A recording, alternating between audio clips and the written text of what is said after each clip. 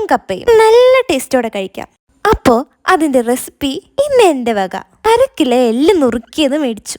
നന്നായിട്ട് വാഷ് ചെയ്ത് കുക്കറിലിട്ട് ആവശ്യത്തിന് വെള്ളം ഒഴിച്ച് മഞ്ഞപ്പൊടിയും ഉപ്പും ആഡ് ചെയ്ത് കുക്കർ അടച്ചു. ഇനി ഇവിടെ ഇരുന്ന് കുറച്ച് വിസിൽ വരട്ടെ.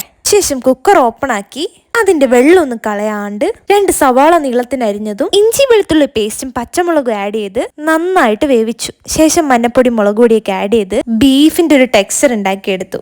എന്നിട്ട് അതിലോട്ട് കപ്പ ആഡ് ചെയ്ത് നന്നായിട്ട് വേവിച്ച് വെച്ചിരുന്ന കപ്പ അത് ആഡ് ചെയ്ത് മിക്സ് ചെയ്തെടുത്തു. മസാല കൂട്ടെന്ന് പറയുമ്പോൾ ബീഫ് ഇറക്കി ചേർക്കുന്ന മസാലയൊക്കെ ഇതിലോട്ടും ചേർക്കാം.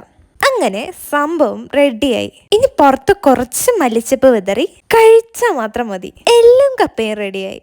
ബീഫിന് ഇത്തിരി എരിവൊക്കെ വേണം കേട്ടോ. കൂടെ ഒരു കട്ടണം കൂടെ ആയാൽ സംഭവം കളറായി. ഞാനിവിടെ 1/2 കിലോ എല്ലിന് 1 കിലോ കപ്പയാണ് എടുത്തേക്കുന്നത്. അപ്പൊ നിങ്ങളും ട്രൈ ചെയ്യൂ.